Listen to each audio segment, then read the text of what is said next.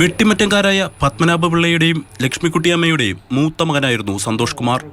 High school പഠന കാലയളവിലായിരുന്നു പട്ടാളക്കാരനാകണമെന്ന മോഹം സന്തോഷിനുണ്ടായത്.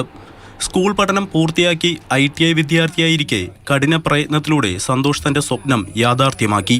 സന്തോഷേട്ടന് ചെറുപ്പം തൊട്ടുള്ള ആഗ്രഹമായിരുന്നു മിലിറ്ററി പോകണമെന്നുള്ളത്. 10 കഴിഞ്ഞപ്പം ഗുരു ITC ഇലക്ട്രോണിക്കലായിട്ട് പഠിക്കാൻ കയറി. അവിടെ പഠിച്ച് കഴിയുമ്പോഴത്തേക്കും ഇങ്ങനെ സർവീസിൽ കിട്ടി.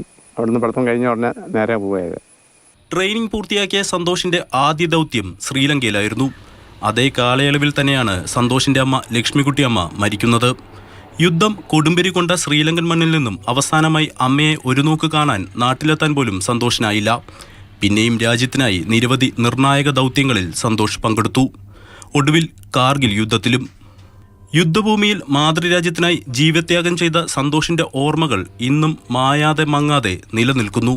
എന്നെ അറിയപ്പെടുന്ന തന്നെ സന്തോഷിൻ്റെ അനിയനാണെന്നുള്ള പട്ടാളക്കാരൻ്റെ അനിയൻ എന്നുള്ള ഇതിലാണ് എവിടെ ചെന്നാലും എന്നെ അറിയുന്നത്. ആദ്യമേ തന്നെ എവിടെ ചെന്നാലും ഒരു ഓഫീസിൽ ചെന്നാലും അങ്ങനെ തന്നെ പറയുമ്പോഴും അവർ പറയുമ്പോൾ തന്നെ അറിയാം അവർക്ക്. എല്ലാ വർഷവും ജൂലൈ 6-ാം തീയതി ഇവിടെ ഒരു ഫംഗ്ഷൻ ഞങ്ങൾ ഒരു പുഷ്പാർച്ചന നടത്താറുണ്ട്. അതിനുവേണ്ടി എല്ലാ രാഷ്ട്രീയക്കാരും എല്ലാ സംഘടനകളും അയൽക്കാരും നാട്ടുകാരും ബന്ധുക്കളും നാഗാർജുന കുടുംബാംഗങ്ങളും എല്ലാവരും പങ്കെടുക്കാറുണ്ട്. ലാൻസ് നായക് സന്തോഷ് കുമാറിനെ പോലെയുള്ള നൂറുകണക്കിന് ഇന്ത്യൻ സൈനികരുടെ ജീവത്യാഗത്തിന്റെ ഫലമായിരുന്നു കാർഗിൽ യുദ്ധവിജയം. മരണത്തിനും മായ്ക്കാനാകാത്ത വീരുറ്റ അവരുടെ പോരാട്ടത്തിന് മുന്നിൽ രാജ്യം എന്നും ശിരസ് നമിക്കുന്നു. മാതൃഭൂമി ന്യൂസ്, ഇടുക്കി.